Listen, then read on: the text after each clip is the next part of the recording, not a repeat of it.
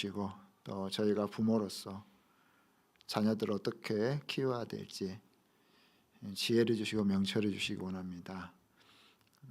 또 삶의 작은 부분들, 모든 영역들 하나님의 손에 맡깁니다. 하나님께서 저희가 행할 수 있는 좋은 방향성들을 찾는 그런 지혜를 주시옵소서.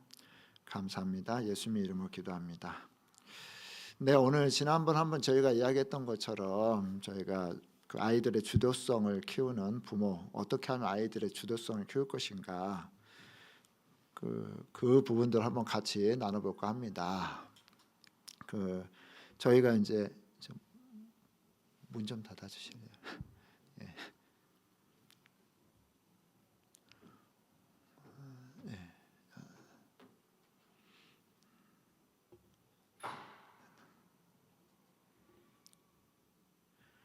그 부모의 역할이 많잖아요. 제가 부모로서 이제 저희가 자녀를 키울 때 여러 가지 것들이 많이 있습니다. 먹을 것도 챙겨줘야 되고 또 자녀들이 제대로 된 사람으로 성장할 수 있도록 도와야 되는데 여러분 우리 부모의 역할, 어쩌면 가장 큰 역할이라 그럴까요? 어떤 게 있을까요? 부모가 자녀들한테 해줄 수 있는 거, 부모가 부모로서 역할을 어떤 식으로 감당할 수 있을 것인지 여러 가지 역할들이 있겠지 않습니까? 여러분이 생각하는 가장 중요한 역할은 뭐가 있을까요? 우리가 생각하는, 내가 생각하는 가장 중요한 역할. 얼마 전에 그 금쪽이 오은영 박사님 아시죠?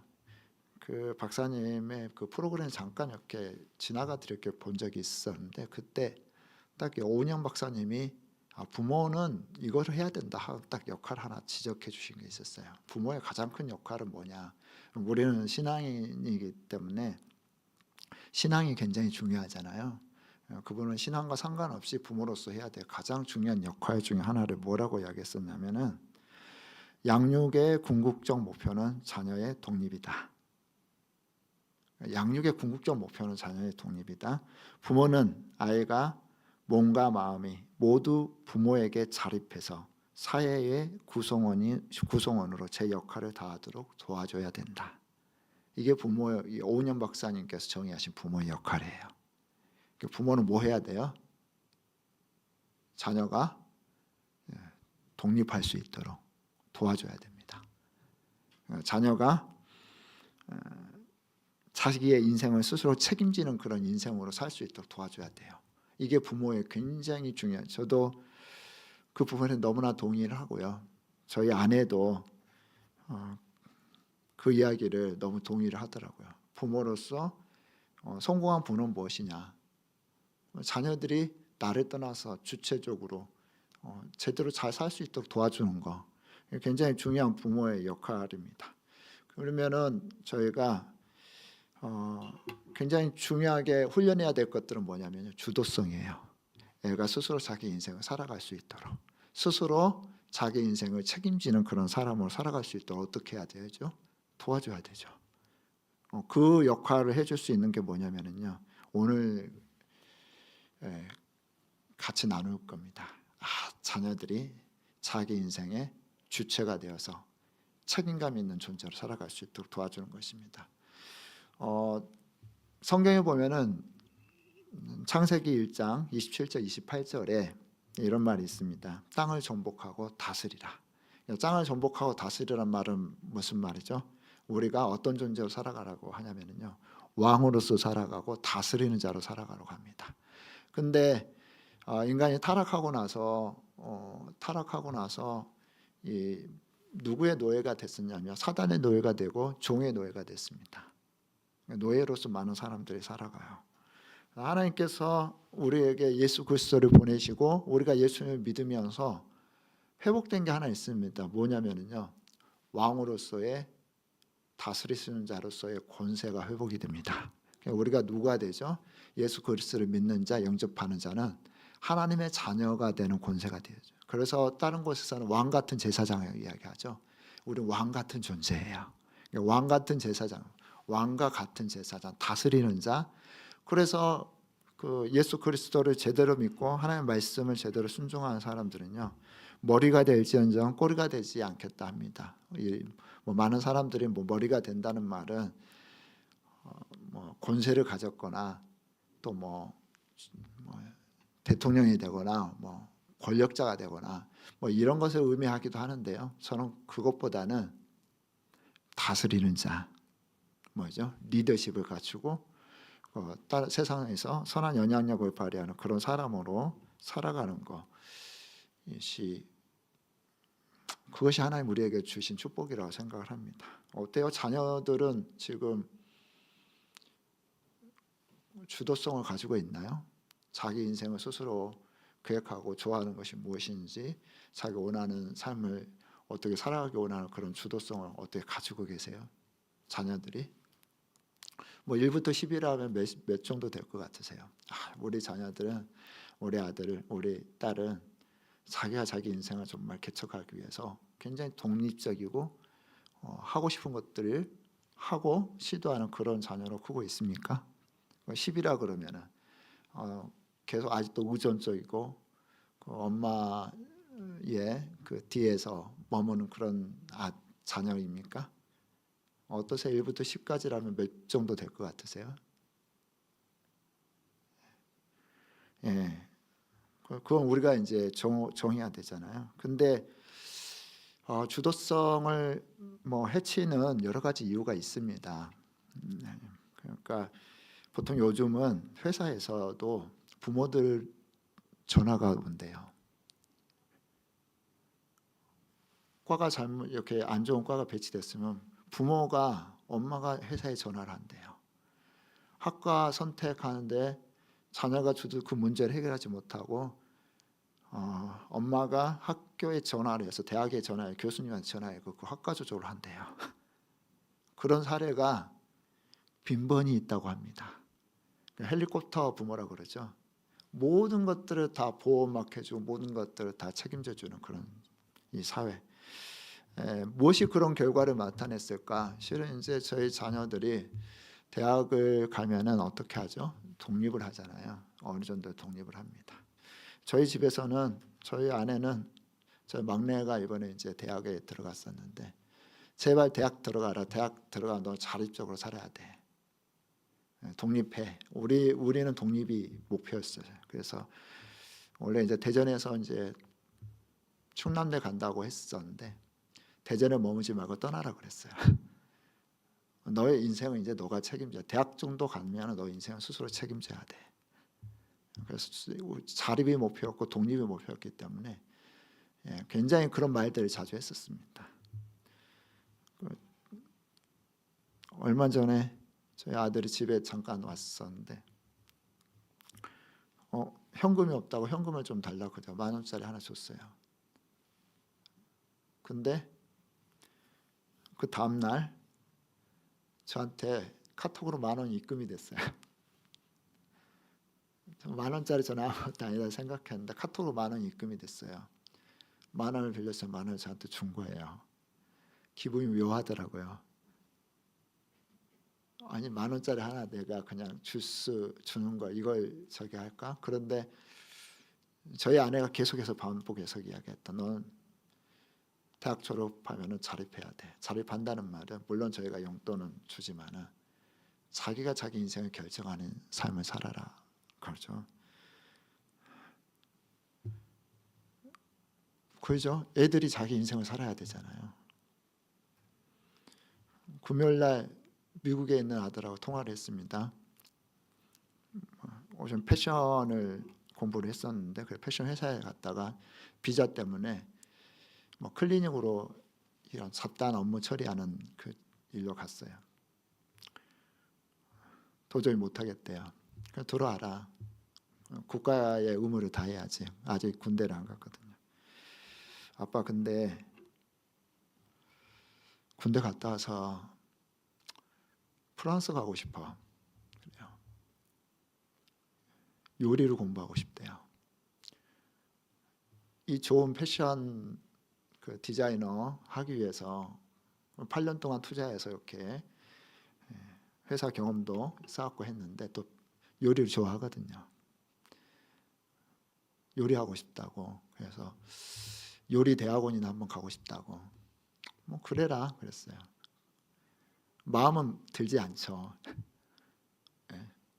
물론 이제 더 추가적인 이제 그 컨설팅을 해야 되지만 피드백을 해야 되지만 일단 저의 원칙은 그래요. 뭐 하고 싶다 그러면은 그걸 꺾지는 않아요. 그래 뭐 그럴 수도 있지. 현실을 살아가다 보면 제가 알아서 조절할 때가 있겠잖아요. 근데 왜 주도성이 우리 요즘 자녀들이 살아가는 이 사회에서 우리가 주도성이 이렇게 힘들까요? 뭐 여러 가지 이유가 있겠지만은 가장 큰 이유 중에 하나는요, 불안이라고 생각해요. 뭐 성적 문제, 우리가 어떻게 얘를 자립적으로 키울 수 있는 그런 어떤 얘가 자립적으로 성장할 수 있는 그런 어떤 경험, 우리 자신의 경험 부족도 있지만은 저는 가장 중요한 이유 중에 하나가요, 불안. 성적이 비교가 되잖아요. 중학교 때부터 뭐 상위권이라면 상관없겠지만 하위권이라 그러면은 그때부터는 얘가 뭘 할 수 있을까? 뭐 할 수 있는 게 많죠, 그죠? 일단 아이에 대해서 믿음이 안 생긴다. 그때부터는 간섭하기 시작합니다. 믿음이 안 생기잖아요. 성적 가지고 믿음이 생겨요? 생기지 않잖아요. 요즘 우리의 사회는 정말 1등만 살아남는 사회이기 때문에 성적이 딱 비교가 되는데 이 아이에 대해서 믿음이 생겨요? 믿음이 생겨야죠. 그죠? 이스라엘 사람들이 출애굽해서 정탐을 하죠. 가나안 땅을 정탐하고 들어와서 하는 말이 뭐였었냐면 그들은 그대로 우리는 메뚜기와 같다 그랬습니다. 뭐죠? 거대한 성, 거대한 사람들 앞에 자기들 비교해 보니까 현상적으로 자기를 비교해 보니까 뭐예요? 메뚜기 같대요. 그래 너는 메뚜기처럼 살아라. 그래서 광야에 다 죽잖아요, 메뚜기처럼. 우리의 믿음대로 우리 인생이 결정이 돼요. 우리의 입술의 고백대로 우리 자녀들은 그죠? 그렇게 살아갈 수밖에 없죠. 근데 중요한 것은 이스라엘은 그 뒤에 누가 있다는 걸 모르는 거죠. 이 현상적으로만 비교했잖아요. 가나안의 거대한 성, 가나안의 거인족, 용사들, 유명한 용사들, 그 현상과 자기들 무기도 제대로 갖춰주지 않는 400년 동안 노예 생활을 했었던 이 자기들, 이 현상으로 비교한 거잖아요. 근데 그들이 보지 못했던 건 뭐죠? 그 뒤에 계신 여호와 하나님, 애굽에서 자기들 이끌어내신 전능하신 하나님, 그거 못 본 거잖아요. 그거 못 보니까 어떻게 했어요? 결국에는 광야에서 다 죽잖아요. 우리가 그런 자녀들과 관계에서 그런 삶을 살고 있지 않나라는 생각을 해봅니다. 아이들은 저마다 자기들이 피어나는 그 시간이 있어요. 한국에 봄이 되면 꽃이 피죠. 뭐가 가장 먼저 피죠? 뭔가 먼저 핍니까? 벚꽃은 한 두 번째, 세 번째인 것 같아요. 그 다음에 개나리, 그 다음에 진달래. 진달래가 먼저 피나? 마지막에 피는 꽃이 뭐죠? 요즘 한창 조팝 피고 있죠. 너무 아름다워. 그럼 뭐냐면은 시간에 따라서 하나님은 각자가 피어나는 그 시간들이 다 달라요. 사람들이 그 경험하는 그리고 성장하는 데 필요한 어떤 이 교육에 있어서는 두 가지 교육이 있잖아요. 하나는 인문학적 교육이 있고 인문학적 교육이 있고 하나는 경험적 교육이 있어요. 그죠? 사람은 경험을 통해서도 성장하게 돼요. 그리고 우리가 이야기한 학적인 이 성적인 이런 어떤 인문학적 소양을 가지고 우리가 성장하는 것이 있습니다. 근데 이 인문학적 지능은요, 얘들이 이렇게 피크가 될 때가 다 달라요. 언제 피크가 되냐? 그거는 애들에 따라 달라요. 어떤 애들은 진짜 초등학교, 중학생, 고등학교 이때 피크인 애들은 좋은 대학 가죠. 근데 저 같은 경우도 제가 언제 피크였냐면 저는 30대 이 인문학적 그 30대 그때 저의 인문학적 그 지적 역량이 가장 커졌던 것 같아요. 이렇게 그때는 제가 대학원을 갔어도 거의 A를 맞았거든요. 고등학교는 정말 열심히 공부했어요. 단어 배우고 단어 외우고 다른 사람 놀 때 쉬는 시간에 단어 외우고 정말 열심히 공부했는데 공부한 만큼 안 나왔어요. 지금 그래서 이제 제가 이런 문해력, 아이들 공부 이게 약간 한이 맺혔다 그럴까요? 그냥 정말 돕고 싶었던 이유는 뭐냐면은 제가 너무 오랫동안 이게 딱 트이면 되는데 그것을 발견하면서 그냥 열심히만 했어요. 저는 30대 인문학적 이 소양이 전 피크였었어요. 뭐 지금은 이제 쇠퇴해 가고 있죠. 누구나 그것들이 피어나는 시간이 있습니다. 애들이 피어나는 시간이 있어요. 우리는 그 애들이 각자가 피어나는 시간인데 우리는 그것을 잘 우리가 시간들을 제대로 우리가 투자해주지 못하게 기다려주지 못하는 것이 많습니다. 누가 키우셔요? 하나님이 키우셔요. 그 하나님이 이 아이에 대한 놀라운 계획이 있다는 거, 우리 자녀들을 향한 놀라운 계획이 있다는 거, 누구에게나 천재성이 있다는 거, 그죠? 우리 자녀들에게는 천재성이 있어요. 누구에게 다른 애들과 비교되지 않는 이 아이만의 독특한 천재성이 있습니다. 그것이 피어날 때가 있어요. 잘 거름 주고 물 주고 잘 이렇게 투자해 주면 거의 피어날 때가 있어요. 우리는 그 시간을 못 견다는데 중요한 것은 하나님이 이 아이의 때에 하나님께서 꽃 피우실 거예요. 그렇게 꽃 피우려면 뭐가 필요할까요? 믿어줘야 되고, 그죠? 믿어줘야 돼요. 그 믿음이 필요합니다. 자기 효능감이라는 게 있죠. 자존감에 있어서 가장 중요한 요소 중에 하나입니다. 다음 페이지에 자기 효능감은요, 개인이 어떤 특정 목표를 달성할 수 있다는 믿음이며 부모와 주변 사람들의 지지와 격려, 이것이 자기 효능감을 키우는데 굉장히 중요한 역할을 한다 그럽니다. 얘는 자기 시간을 꼭 피울 거예요. 자기 시간을 꼭 피우는데 어떤 걸음이 필요해요? 뿌리를 내는 시간이 필요한데 계속 걸음을 줘야 돼. 어떤 걸음이 필요하냐면은 너 할 수 있어. 너는 정말 놀라운 하나님이 너를 정말 놀랍게 사용하시도록 도와주실 거야. 이런 계속해서 믿음을 주는 이 친구도 힘들죠. 왜냐하면은 학교에 가면은 성적으로 딱 나열되어진 이 사회에서 내가 정말 뭘 할 수 있을까 생각하는데, 근데 그 친구들 뭘 줘야 돼요? 믿음을 줘야죠. 누가 줘야 돼요? 내가 줘야 돼요. 그거는 부모가, 가장 가까운 부모가 이 자녀들에서 믿음을 포기하지 않으면요, 어느 순간에 일어서게 돼 있습니다. 어느 순간에 일어서게 돼 있어요. 그 연예인이 누구인지는 제가 기억을 못하는데 이름은 섬에 살았대요. 근데 목포로 고등학교 때 혼자 보냈대요.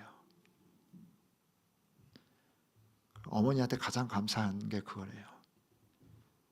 자기를 믿어주고 너 할 수 있다고 어떤 그 환경에 내버려 둔 거잖아요.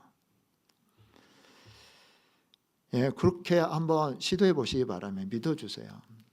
그러면 이 친구들은 힘을 가질 거예요. 힘을 가져야 뭐 하죠? 이 주도성을 가질 수가 있습니다. 그러면 이제 주도성을 갖는 이제 몇 가지 단계가 있는데, 첫 번째 단계는요, 스스로 좋아하는 것들을 찾도록 도와줘야 돼요. 몰입은 어디에서 오냐면요, 내 공부를 집중해서 잘 못하는 친구들이 있는데 어려운 과목부터 시키지 마시고 뭐부터 해야 되냐면 자기가 좋아하는 과목부터 하게 하세요. 자기가 좋아하는 거 하다 보면요, 하기 싫은 것도 좀 해볼까라는 그런 마음이 생깁니다. 그래서 몰입은 좋아하는 것부터 해야 돼요. 뭐가 좋아하는지를 발견해 줘야 돼요. 그러면 얘를 잘 관찰을 해야죠. 이 안에 있는 천재성이 무엇인지, 하나님이 이 안에 이 안에 DNA 안에 이 자녀들 DNA 안에 새겨진 이 천재성이 무엇인지를, 이 보석이 무엇인지, 아직은 뭐죠? 아직은 원석이에요. 아직은 다이아몬드가 아니에요. 그죠? 그런데 이 원석이 금인지 다이아몬드인지 아니면은, 그죠? 어떤 것인지 우리는 그것들을 잘 관찰하고 얘가 할 수 있는 것들을 제공해 줘야 되죠. 탐험해야 되죠. 왜냐하면 이 세계는 넓고 할 일은 많아요. 얼마나 많은 직종이 있고 얼마나 많은 일들이 있는데 어떤 기준에 따라서 얘가 못 미친다고 우리는 실망할 필요가 없습니다. 그래서 그거에서 잘하는 것들을 발견하고 그것을 할 수 있도록 지지와 격려를 해줘야 되죠. 지난번에도 한번 소개했는데 칼 비터의 자녀교육법이라는 책 소개했었죠. 목사님이시고 200년 전의 사람입니다. 어렸을 때 똑똑하지 않았대요. 근데 천재로 키워놨어요. 이분은 산책 중에 식물, 곤충, 동물, 사물들을 가지고 질문을 한대요. 뭐가 보이니? 너 어떻게 생각해? 그리고 산책 중에도 중국, 인도, 이집트 문명에 대해서 이야기를 해준대요. 역사를 이야기해 주죠. 역사를 이야기해 주고 그거에 대해서 너는 어떻게 생각하니? 질문을 하고 생각을 할 수 있도록. 그거 심지어는 세상을 잘 관찰할 수 있도록 산 올라가서 지도 그리기까지 시켰대요. 너가 한번 지도를 그려봐. 그러니까 뭐죠? 온 세상을 갖다 뭐로 삼냐면은 이 학습의 장으로 삼고 이 아이가 어떤 영역에서 이렇게 좀 재능이 있는지에 대한 부분들 끊임없이 관찰하려고 노력했어요. 그러니까 데리고 다녔죠. 여기저기 데리고 다니고, 그냥 데리고만 다는 게 아니라 가서 뭐 한 거죠? 가서 관찰하고 보고 얘가 어떤 영역에서 어떤 이 안에 숨겨진 이 아이만의 독특한 영역이 무엇인지를 살펴보려고 노력했죠. 저희가 순천에서 그 자기주도학습 캠프 할 때 저희 친구들 데리고 도서관을 갔습니다. 도서관을 갔는데 어떤 도서관, 아동 어린이 도서관을 데리고 왔어요. 1층에 어린이 도서관인데, 얘들아 너가 마음에 끌리는 책 10권 선택해 갖고 와봐.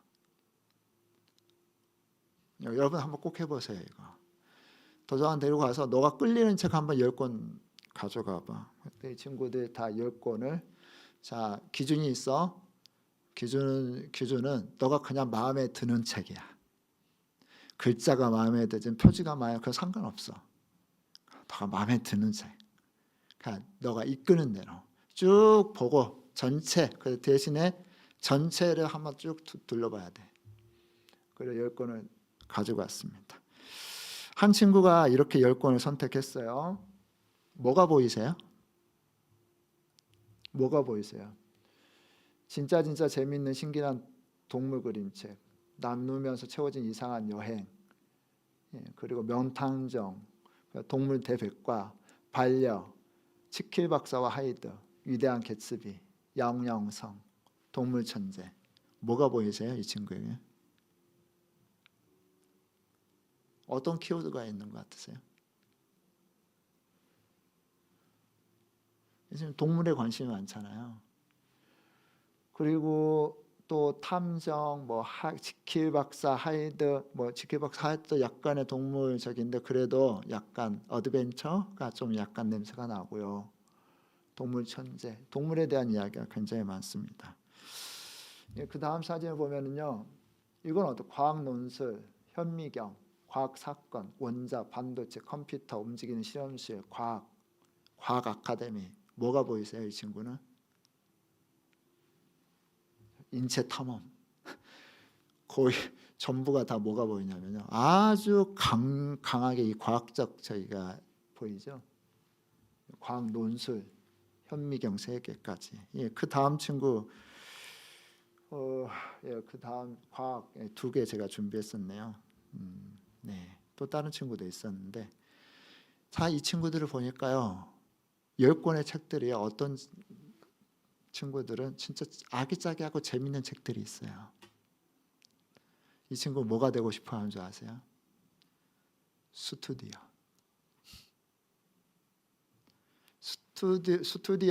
스튜디오스가 되든 안 되든 그건 별로 중요하지 않아요. 얘가 뭐에? 심미적인 것에 굉장히 반응을 보인다는 거예요. 색깔, 아름다움, 예쁜 거.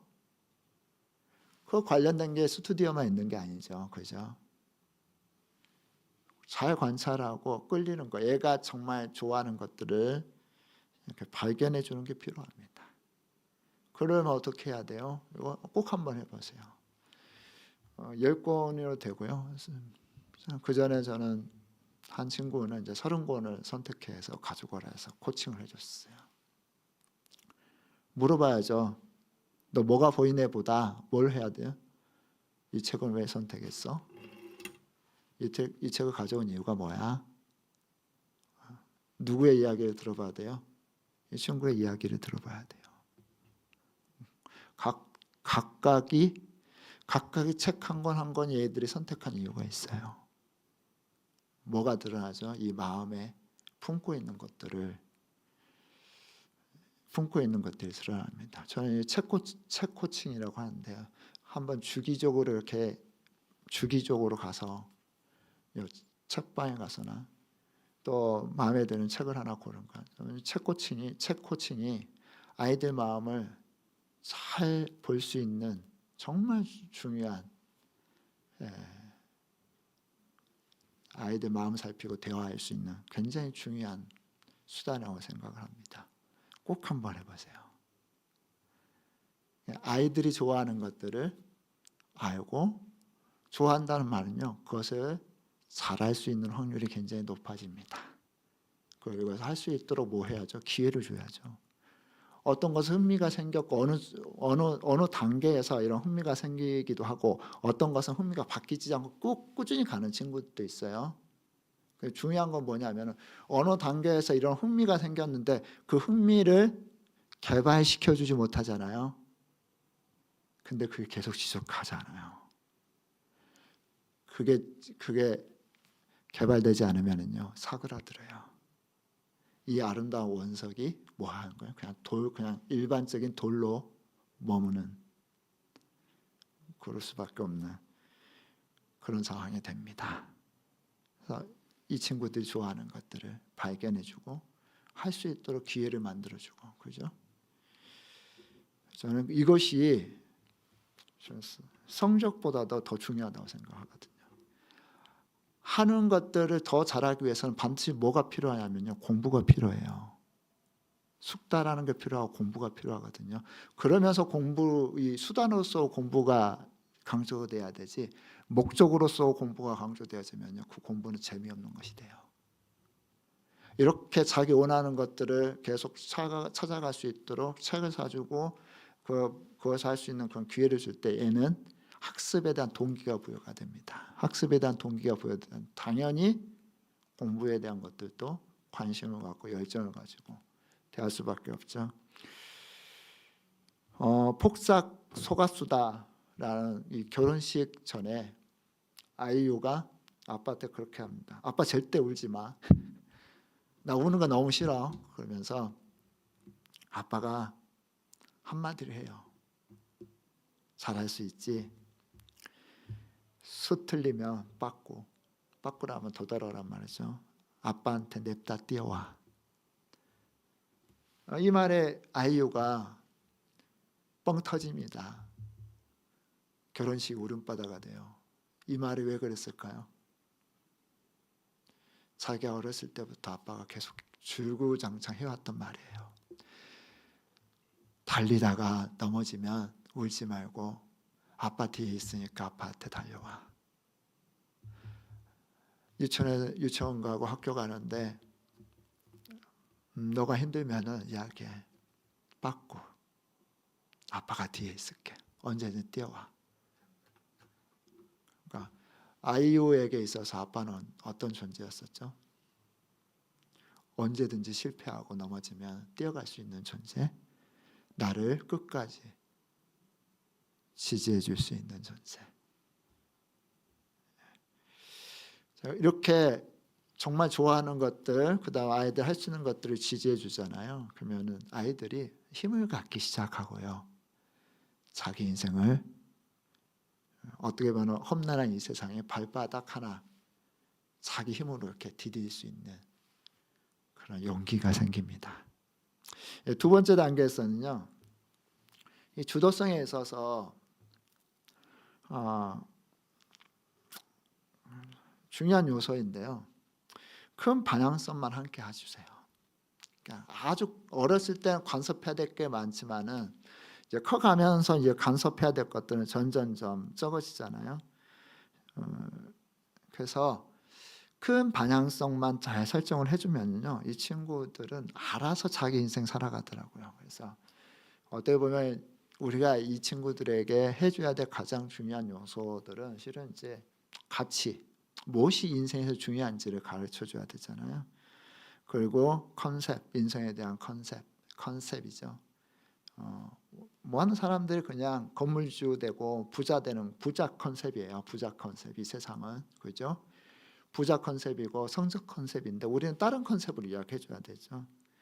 성적보다 더 중요한 것도 있어. 신앙, 말씀, 그리고 또 뭐죠? 정말 이 사회에 대한 공헌. 그죠? 덕과 재능이 균형을 이루어야 된다는 거, 덕승재라는 말이 있습니다. 덕이 뭘 앞서야 된다고요? 재능을 앞서야 된다고요. 공부뿐만 아니라 또 다양한 것들을 좀 제시해 줄 수 있어야 되죠. 방금 전에 잠깐 또 이제 저희 가정 이야기를 해서 죄송합니다. 저희 아들 통화할 때 저희 아들 그런 말 하더라고요. 아빠 모든 걸 허무해. 왜 이렇게 바둥바둥 살아야 되는지 모르겠어. 작년에 같은 교회에 정말 친한 후배가, 친구죠, 갑자기 심장마비로 죽었어요. 이 친구는 뉴욕 주립대에서 4학년이었었고 곧 졸업을 앞두고 있었고, 졸업하면은 이미 회사에서 취직이 보장되어서 회사에서 이미 취직 보장되어서 해서 그 회사 가기로 되어 있는 친구였고, 전도사님 아들이었고 신앙도 좋았고 나눔도 잘했습니다. 기숙사에서 갑자기 죽은 채로 발견돼요. 조사에서 타살 혐의는 없었고 자살 혐의도 없었고, 심장마비가 스트레스로 인한 심장마비. 그 하나밖에 없는 전도사님, 그 교회 전도사님 아들이에요. 그리고 얼마 뒤에 저희 어머니가 돌아가셨어요. 어머니는 저희 아들에게 있어서 정말 가장 힘들 때 지지해 줬던 지지자였었거든요. 매번 학비 내기가 힘들 때 장학금으로 계속해서 서포팅했던, 저희 아들을 잘 챙겨주셨던, 인생의 2명의 정말 친한 사람과 지지자를 잃고 나서 저희 아들이 했던 말입니다. 엊그저께 했던 말이에요. 너무 허무하다고. 그때 이제 제가 해주었던 말입니다. 패션 하는 것도 이게 무슨 의미가 있나라는 생각이 들고, 자기가 지금까지 이렇게 뛰어왔는데 이게 무슨 의미가 있나 생각되어지는데, 아들아, 유한한 것에 무한한 것을 담아야 해. 패션이라는 거, 지금 하고 있는 보잘것없다고 생각되는 작은 일에 영원한 것을 담을 수가 있어. 너가 사랑으로, 믿음으로 다른 사람 섬기기 위해서 하는 것들이 하늘에서 영원한 상으로 남겨질 거야. 유한한 것에 무한한 것을 담도록 해라. 유한한 그 자체에 쏠리지 말고. 여러분, 양보하지 우리 자녀 교육에 있어서 우리가 절대 양보하지 않을 영역이 있잖아요. 그걸 본질이라고 합니다. 근데 많은 부모들이 이 자녀들이 자기 스스로 살아갈 수 있는 힘을 키우는 데 있어서 방해되는 요소는 뭐예요? 너무 많은 영역에서 간섭을 하기 시작하더라고요. 간섭, 그죠? 너무 많은 영역에서 간섭을 합니다. 너무 많은 영역을 어렸을 때는 모든 영역을 다 터치해야 되죠. 이 친구는 그 기본적인 생활 자체가 쉽지가 않으니까요. 어렸을 때 많은 영역을 터치를 해야 되지만은 시간이 가면서 뭐 해야 되죠? 이제 스스로 뭔가를 할 수 있도록 해줘야 되는데, 그때 특별히 사춘기 때 우리가 터치해야 될 게 있어요. 터치해야 될 거 있고 터치하지 않아야 될 게 있습니다. 터치해야 될 건 뭐죠? 그 본질이잖아요. 인생을 살아가는데 굉장히 중요한 본질적 요소는 어떻게 해요? 생명 걸고 지켜야 돼요. 비본질적 가지고 생명 걸지 말아야 돼요. 학교 어디로 가느냐, 뭐 그죠? 또 여러 가지 뭐 습관, 뭐 여기 뭐 안 좋은 습관 고쳐 나가야 되지만은 그건 천천히 고쳐 나가야 되죠. 근데 우리가 생명 걸고 지켜야 될 영역들이 있죠. 그 본질적인 거예요. 본질적인 거. 여러분 본질적인 거 어떤 거 있으세요? 나에게 있어서 절대 양보하지 않을 그 원칙 몇 가지만 세워놓으면 돼요. 저희 큰아들이 이제 한창 반항기 때 저희 아내는 약간 엄격하거든요. 뭐 하다가 싸웠어요. 엄마하고. 근데 어떻게 감정이 격해지면 서로 이제 아내가 이렇게 끌어다 아무튼 뭐 멱살을 잡았던 그 다음에 이제 서로 이제 격해지면서 서로 치고받고 싸웠어요. 저는 뭐 이제 저 자녀들 교육은 제가 이 자리에서 자녀 교육을 이야기하기는 좀 그런데 저희 아내가 많이 시켰습니다. 근데 그때 저희 아들을 제가 훈계를 하면서 아마 처음부터 마지막이었을 거예요. 저희 아들을 때렸어요. 몽댕이 가지고 어트로 받쳐 해가지고, 아들아, 너가 이렇게 싸울 수도 있고 때로는 뭐 할 수도 있는데 격해질 수도 있는데 절대 넘어야 될 하나의 선이 있어. 마지노선이 있어. 너가 너 아내하고 싸울 때도 마찬가지야. 몸에 손대면 안 돼. 이 경계선, 너가 불만을 토로할 수 있고 저기 할 수 있지만 이 권위, 이 부모로서의 권위 자체를 무너뜨리는 게, 특별히 신체에 손대는 건 절대 안 돼. 너가 선을 넘은 것 같아.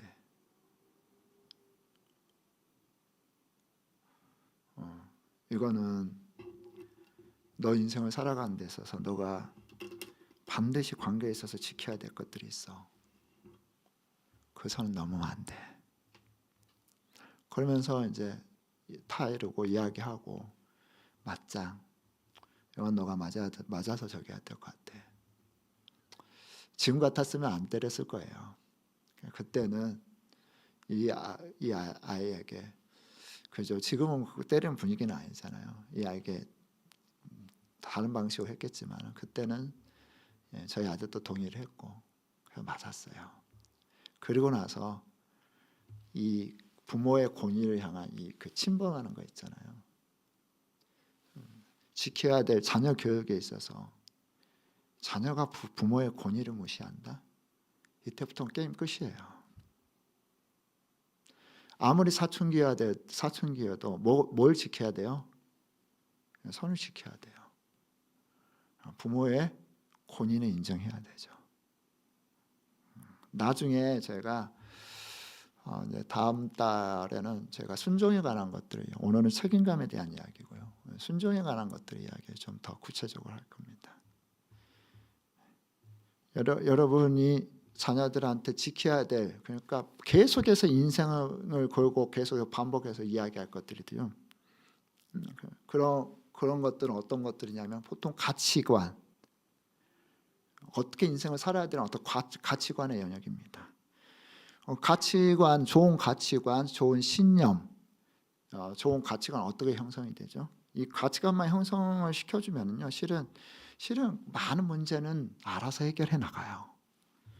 근데 가치관은 대부분은요,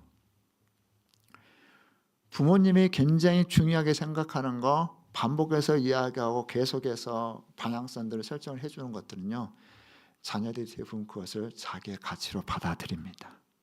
그래서 보통 우리는 이제 자녀들을 어떻게 해서 건강한 독립적 개체로 성장하느냐에 있어서 많은 사람이 이야기한다. 상호작용이라고요. 그러니까 우리 부모하고 내가 상호작용을 통해서 건전하게 자라지 못하면은 실은 저희와 자녀와의 관계 가운데 상호작용이 쉽지 않을 수가 있어요. 근데 저희가 이런 부분들은 계속해서 엄마한테 중요한 건 뭐야? 나는 너가 어떻게 컸으면 좋겠어.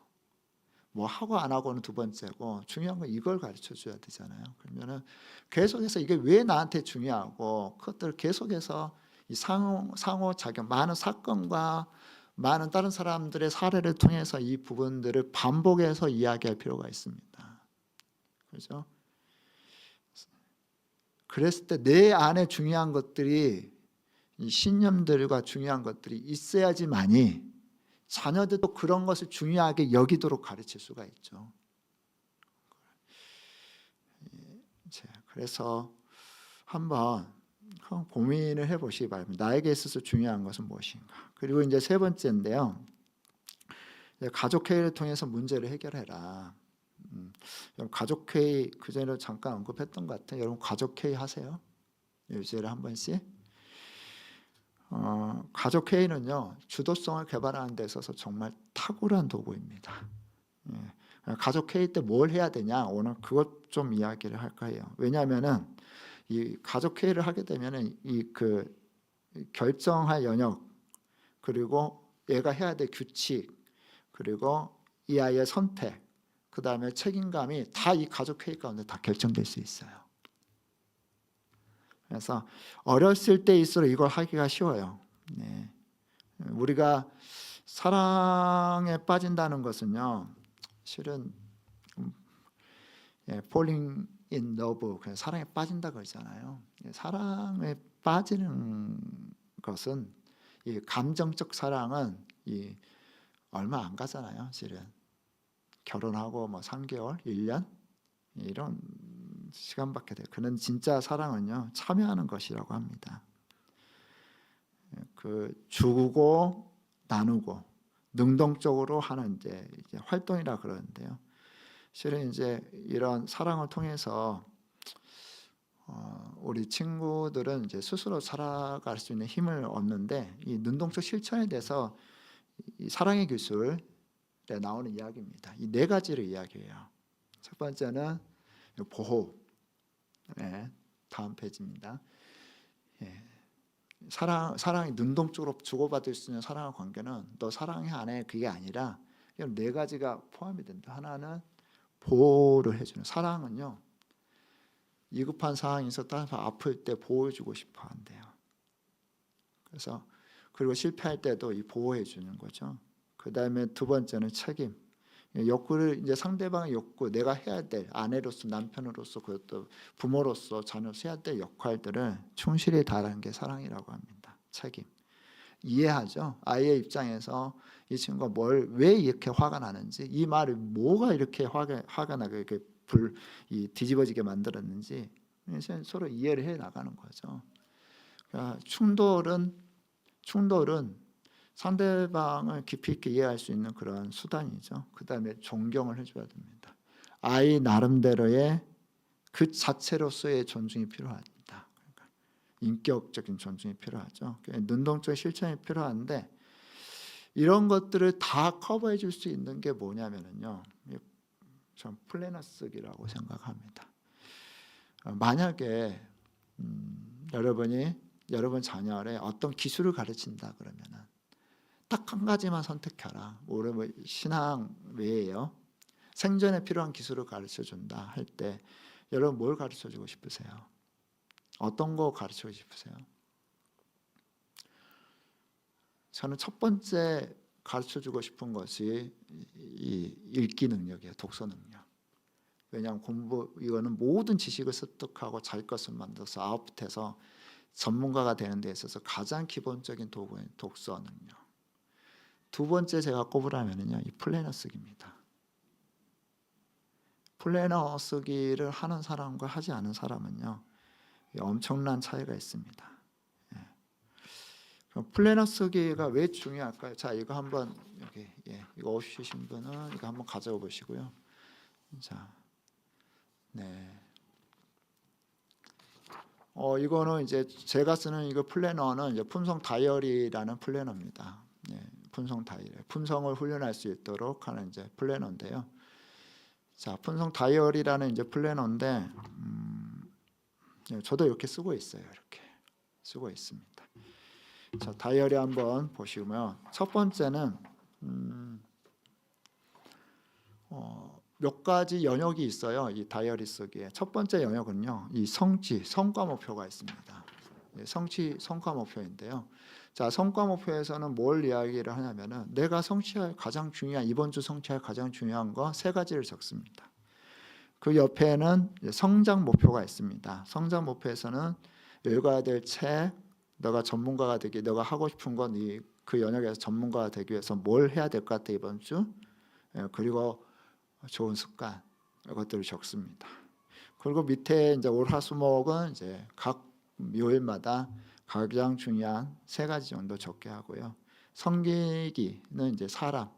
왜냐하면 우리가 혼자 성공할 수 없죠. 그래서 섬기는 거. 그리고 실천할 품성, 열정. 읽었던 책에 한 줄 적기를 합니다. 한번 적어볼까요? 자, 성취 목표는 한번 수치적인 것이면 더 좋습니다. 자, 성취 목표를 한번 이번 주 여러분 성취할 성취 목표가 무엇인지를 한번 적어보시면 세 개 한번 적어보세요. 너 이번 주 뭐 해야 될까? 너 이번 주 뭘 이뤄야 될까? 보통 대부분 이제 다음 주 시험이죠. 학생들은 이제 다음 주 시험 많이 보더라고요. 주간 계획에서 성취 목표.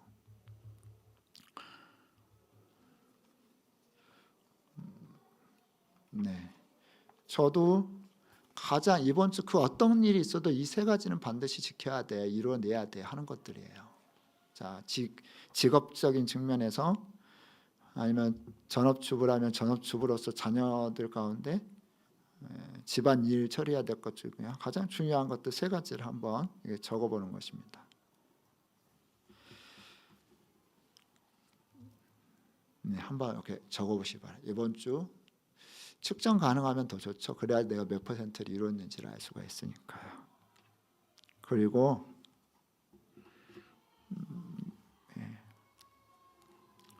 세 가지만 적는데요. 실은 우리는 많은 일을 해가지고 큰 성취를 이룬 것만은 아닙니다. 핵심적인 요소들이 있습니다. 그것들을 하는 거죠. 자, 그 옆에 이제 성장 목표에 읽어야 될 책을 한번 적어보세요. 읽어야 될 책.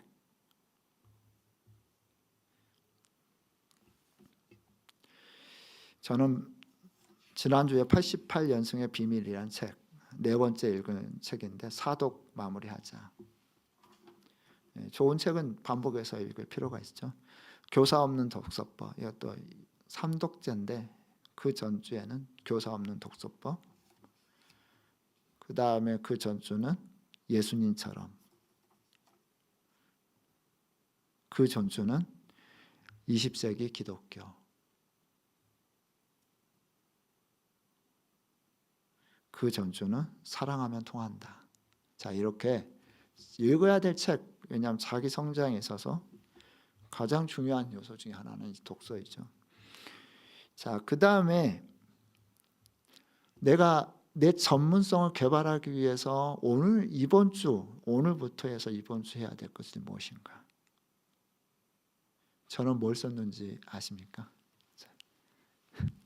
한번 추측해 보세요. 저는 뭘 썼을 것 같으세요? 저는 저의 전문성을 개발하기 위해서 이것은 저의 1년 목표의 전문가로서의 준비가 5가지가 있었습니다. 하나는 독서 전문가, 두 번째는 자기주도 학습 전문가, 세 번째는 탁월한 강의자, 설교자, 네 번째는 AI 및 자동화 전문가, 다섯 번째는 다이어리 전문가. 이 5가지 영역에서의 성장을 이루자 했었습니다. 이번 주 제가 적었던 전문성 개발은 AI 자동화였습니다. AI를 자동화를 통해서 수많은 문자 보내는 일들, 그리고 커리큘럼 등록하는 사람들에 대한 피드백 일들 다 AI로 자동화시키자. 그래서 그게 저의 목표예요. 지금 많이 성장이 됐습니다. 이 부분에 대해서. 필요하면 이거에 대해서 재정적 투자도 해야 되죠. 배우기 위해서는. 세 번째가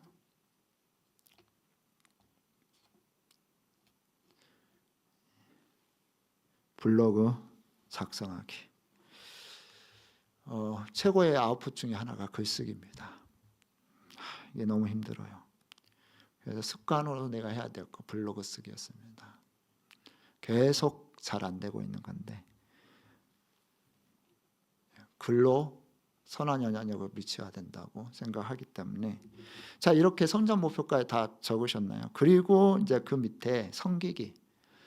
자, 핸드폰 한번 들어보시고 쭉 대화했던 사람들 이렇게 리스트를 한번 보시기 바랍니다. 5가지 사랑의 언어가 있죠. 사람이 사랑을 느끼는 5가지 언어가 있습니다.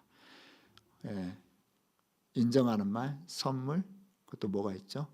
함께하는 시간, 봉사, 스킨십. 사람과 사랑을 느끼는 5가지 언어가 있는데 자, 이 중에서 내가 이번 주 꼭 섬겨야 될 사람 3사람 적어보시기 바랍니다. 꿈은 혼자 이룰 수 없습니다. 내가 다른 사람의 성공을 지지하고 꿈을 지지해야 다른 사람이 나의 지지자가 되는 거죠. 자, 이렇게 3사람 한번 적어보시고 그 옆에 가로 이름 쓰시고 가로에 5가지 언어 중에서 하나를 선택해서 인정, 선물, 봉사, 스킨십, 쓰담쓰담 해주는 것도요. 어떤 친구는 굉장히 좋아하죠. 자, 이렇게 3명의 내가 섬겨야 될 사람을 이렇게 한번 적어보시고 그리고 열정이란 품성, 오리를 가자면 심리를 가는 게 열정입니다. 내가 실천할 것이 뭐가 있는지 한번 적어보시기 바랍니다. 그냥 피동적으로 하고 있고 열정적으로 하고 있지 않던 영역들 가운데 오리를 가자면 심리를 갈 수 있는 그런 것들 내가 어떻게 실천할 수 있을지 한번 적어보시기 바랍니다. 적을 거 생각이 안 난다 그러면은 챗GPT 열어서 열정이라는 품성 훈련하기 위해 내가 실천할 거 10가지만 알려줘. 그럼 아이디어를 줄 겁니다. 자,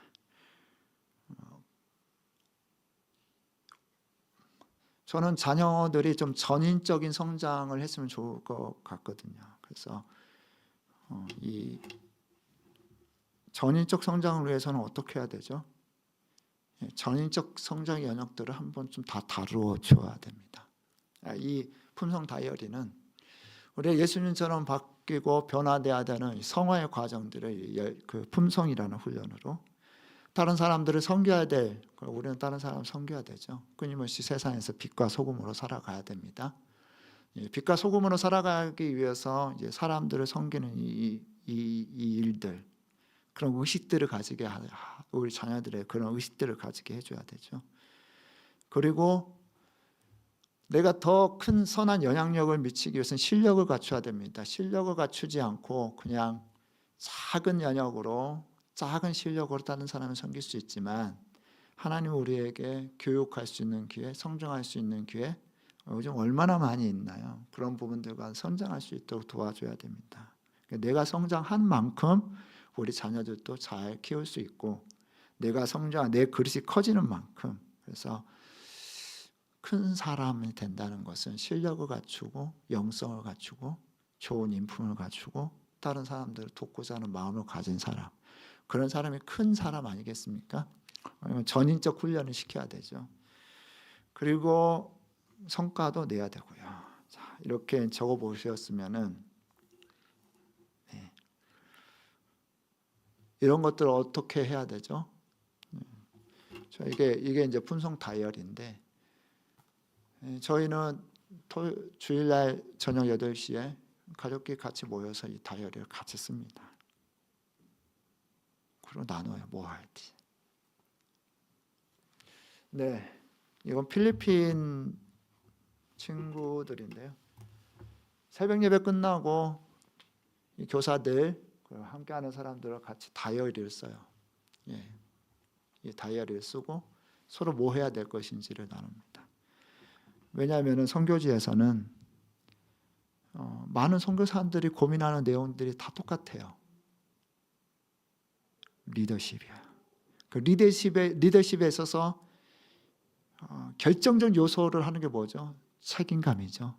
자기가 자기 사역을 책임져야 되는데 선교지에서 많은 사역자들이 피동적이에요.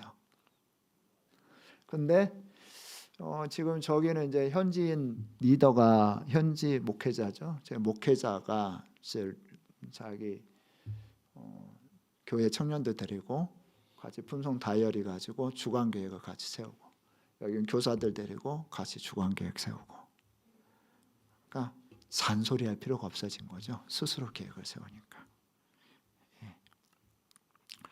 그래서 스스로 계획을 세워서 자기가 스스로 할 수 있도록 도와주는 거 굉장히 가족회의에서 굉장히 중요한 요소입니다. 꼭 이런 틀이 아니더라도요.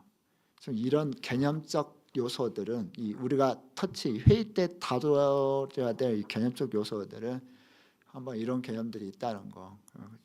애들이 좀 컸다 그러면은 그냥 다이어리 이런 플래너 가지고요. 같이 계획 세우고 같이 나누는 거. 그리고 엄마는 이번 주 뭐 하고자 싶어. 뭐 하고자 하는데 이것이 나한테 중요한 일은 어떤 거야.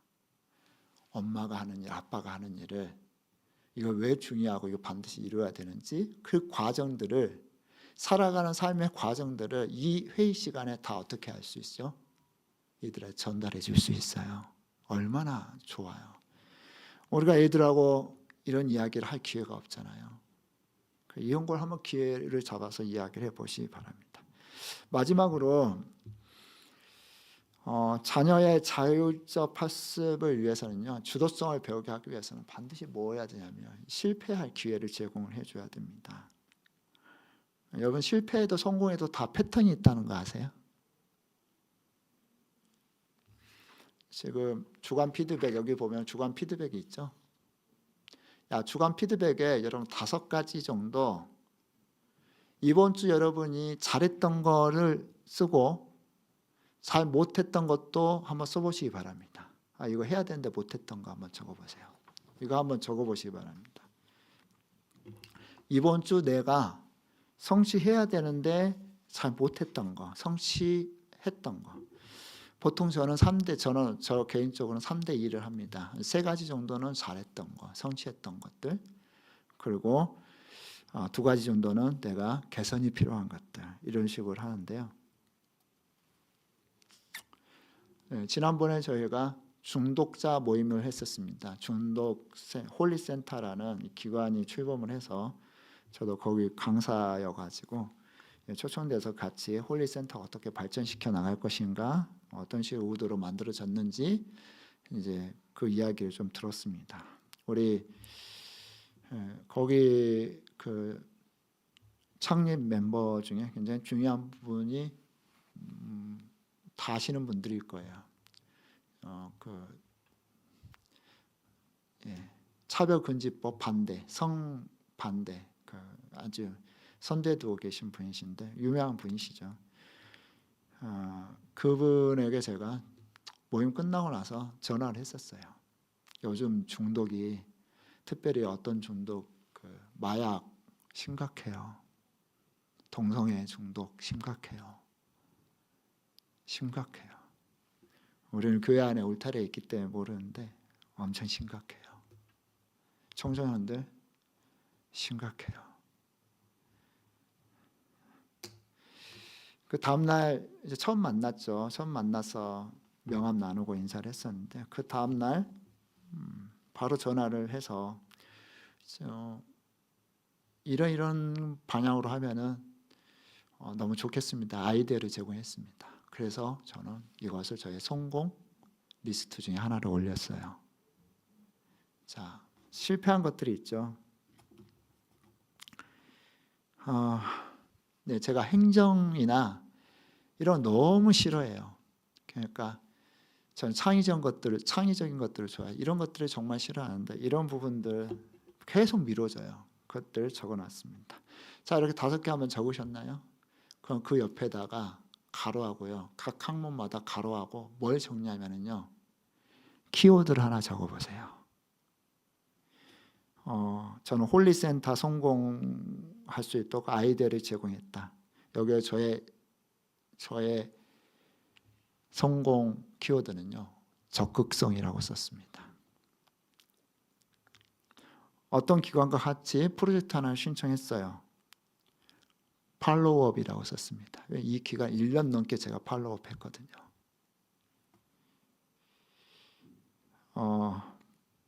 예.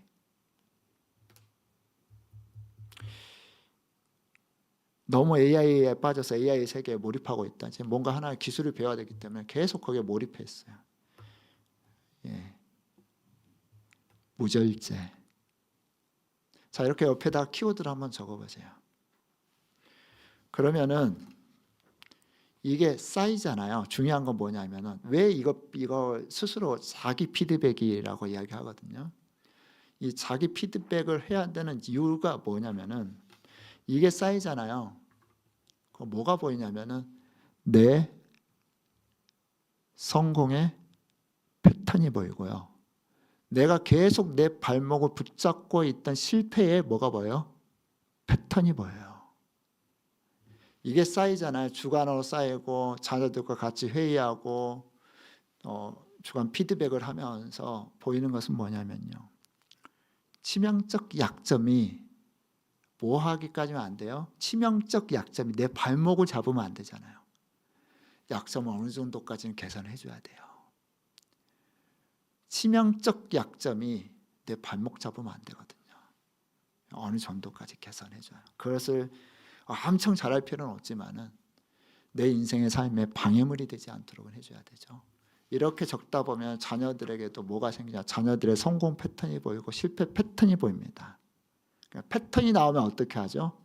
그거에 대해서 같이 극복할 수 있는 뭐가 생기죠? 같이 극복할 수 있는 그런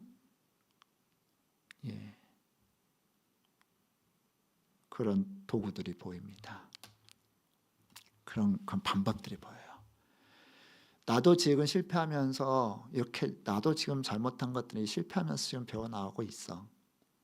자녀들도 똑같아요. 뭐에 대해서? 성공에 대해서 자랑하지도 할 필요도 없고 실패에 대해서 낙심할 필요도 없어요. 실패 가운데 우리는 분석해야 돼. 분석하고 데이터하면은 그것을 성공하기가 쉬워. 극복하기가 쉬워. 문제는 발견하는 것 그 자체로도요. 정말 극복하는 거. 자기가 인식하면 문제는 극복이 되어지거든요. 극복할 수가 있습니다. 그래서 자녀들의 다음 페이지. 자녀들한테 우리가 주어야 될 것들은 뭐냐면요. 성공해도 실패해도 패턴이 있는데 이 패턴을 어떻게 발견할 수 있어요? 서로 이야기 나누고 소통하면요 발견할 수가 있거든요. 근데 그냥 이야기 나누려면 쉽지가 않으니까 이런 어떤 도구들이 있으면은 더 쉽게 나눌 수가 있죠. 그리고 실패 가운데요 사람들은 배울 수 있는 그런 기회를 얻어요. 실패 가운데. 그래서 실패 가운데 성장할 수가 있습니다. 아이들이 실패하지 않으면요 혼자 부딪히면서 넘어지면서 그러면서 일어서서 걷기 시작하는 거잖아요. 그러니까 우리 친구들이 실패해야지만이 그 가운데서 그래서 일어나는 그런 훈련이 돼야지. 그럼 어떻게 해요? 넘어져도 아파도 힘들어도 돌아가도 기다려줘야죠. 옆에서 그냥 지지해주면 됩니다. 축하해주고요. 잘했던 것들은 축하해주고, 힘든 것들은 이렇게도 한번 해봐, 그냥 조언해주고 스스로 일어날 수 있도록 힘을 줘야 되죠. 예. 그 다음 페이지로, 예. 그 주도성에 대해서 오늘 이야기를 했었습니다. 아이에 대해서 어떻게 해야 된다고요? 아이의 시간에 기다려줘야 된다고요. 그냥 기다리지 말고 어떻게 해요? 예, 지지해주고 방향성 찾아주고, 어떻게 해요? 스스로 선택할 수 있도록 기회주고. 너라면 어떻게 하겠니? 가족회의와 플래너 쓰기 두 번째 이야기했습니다. 너무너무 중요해요. 꼭 뭐 플래너까지는 아니더라도 일단 가족회의라도, 이번 주 너 뭐 할 거야? 너가 너 성장을 위해서 해야 될 게 뭐야? 그냥 이렇게 가볍게 물어보는 질문을 하더라도요, 꼭 가족회의, 플래너 쓰기 해보시기 바랍니다. 그리고 이제 세 번째 이야기했던 것처럼 실패해서 배울 수 있는 그 기회를 주는 거. 예, 실패해서 해볼 수 있는 그런 기회. 그래서 실패하면 어떻게 해요? 그럼 박수 쳐주세요. 잘했다고. 너 뭐 배웠니? 이 기회를 통해서 뭘 배웠어? 실패해도 그 기회를 주어서 정말 너 이렇게 도전했던 거 너무 잘했다고 생각해.